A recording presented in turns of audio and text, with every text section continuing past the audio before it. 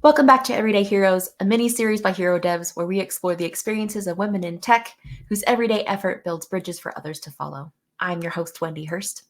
The month of March in the United States is Women's History Month, and in this mini-series, we're chatting with some women in tech who share their journey of how they got here and where they want to go. Today, we're talking with Courtney Smolen. Courtney is a senior delivery manager and project manager at HeroDevs. She joins us from New Jersey today. Welcome, Courtney. Thanks, Wendy. It's great to be on. So tell us a little bit about yourself. Let's see about myself. So I guess I could say that I'm a problem solver by nature. I love going into a given organization or project where there's a lot going on and a lot of puzzles to solve. And I find that to be sort of a challenge for me to kind of work out the pieces and sort of figure out how things kind of come together and working with people. I love collaborating and coming up with ideas and solutions that seek to better improve people's everyday work activities and just overall just making life better for folks. Would you say that that might be your superpower? I guess so. I think a superpower that has been told to me is that I'm a very good listener. So I think a lot of times there's a lot of noise that goes on during the day, and it's just nice for someone to just sit and listen into what people care about most and have them feel like their voices are heard. So I guess my superpower is being a good listener and solving problems. How did you learn that that was your superpower? That's a good question. I mean, I guess just when working on projects and just sitting and listening in and asking questions that just dive a little bit further into, what people are doing or what people are saying, oftentimes lead to other types of conversations, kind of conversations like this, where you sort of dive in a little bit further into the details of what it is that you do.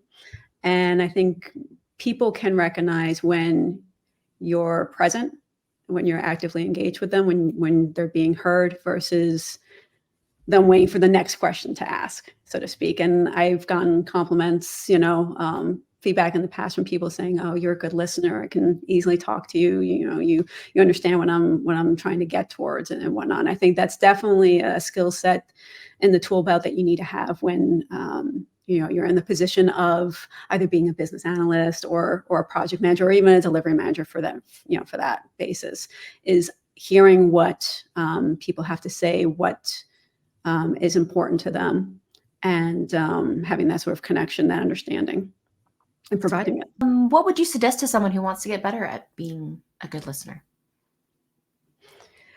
It definitely takes practice, definitely takes time. I think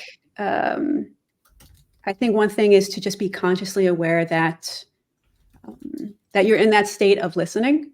When someone is talking, your mind is not going off in another direction. You're not being distracted by anything that maybe is happening in your sphere. We're very much in the technical age, right? Where you have a lot of screens open, a lot of browsers, a lot of people chatting with you through, different means like Slack or Teams or whatnot. So you can easily get distracted by things. Or if you have something that you're already thinking in your mind that you want to speak to about next, kind of sort of removing yourself from that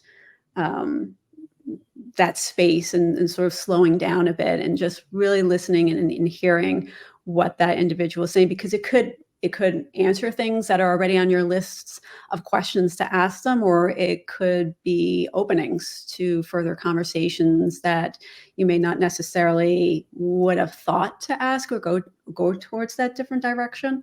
Mm-hmm. So just trying to be present in that moment and to be actively engaged in the conversation that you're having and not necessarily thinking, 2 or 3 steps ahead. Thanks for sharing that. How long have you worked in tech? I've been in the tech industry for about maybe 15 years, but the beginnings of my career had a thread of technology to it. So tell me more about that. What did you do before you got into tech? So before that, I began my career in higher education. I was working as a communications manager in the institutional advancement department.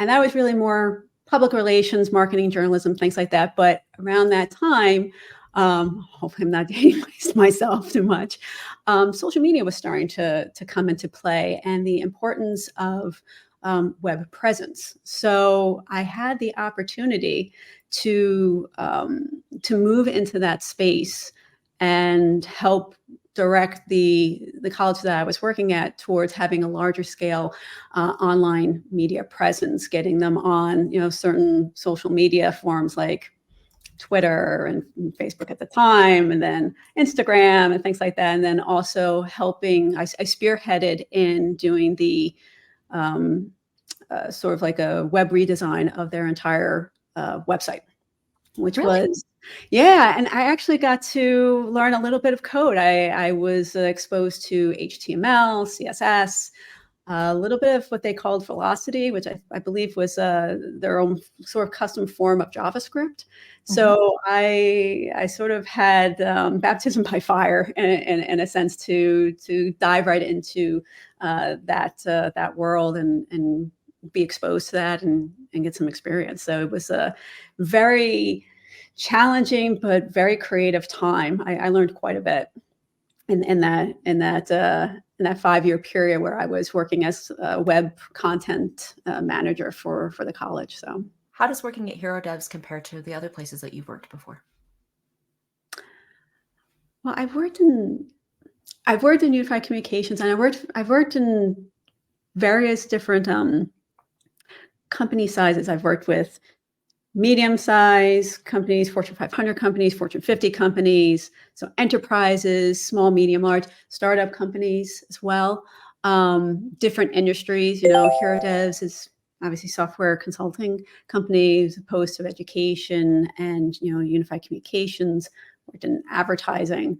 I think what's different about HeroDevs compared to the other companies and industries that I've been in is actually the opportunity to actually work for to be on other projects with other industry groups.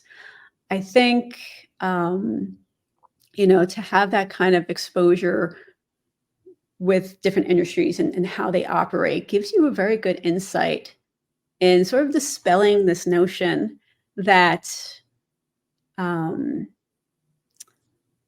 you have to have a background in this in order to get into this type of an industry or a company. Kind of like the chicken and the egg. If you've graduated from college and whatnot, and you're just starting out in your career, and you're looking for a position, it's the chicken or the egg, right?